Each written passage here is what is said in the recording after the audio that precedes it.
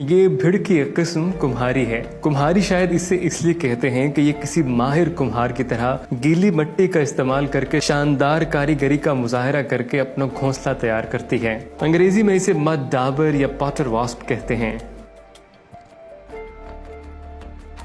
कुम्हारी आम तौर पर अपना घोंसला दीवारों पर, कोनों खुदरों पर या घरों के बाहर महफूज जगहों पर बनाती है। घोंसले के लिए जगह के इंतखाब के बाद करीब की किसी जगह से गीली मिट्टी के गोले बनाकर लाती है और महज चंद घंटों में 20 से ज्यादा चक्कर लगाकर अपना घोंसला तय बतय मुकम्मल कर लेती है।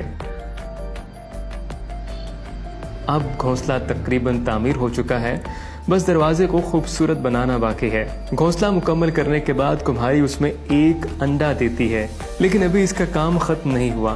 फिर ये शिकार पर निकल जाती है और छोटी सुंडियों और मकड़ियों वगैरह का शिकार करके उसे घोंसले के अंदर जमा करना शुरू कर देती है। ये एक घोंसले के अंदर 20 से 25 छोटी बकरियां या सुंडियां जमा कर देती है, ताकि जब अंडे से लार्वा निकले तो वो इनको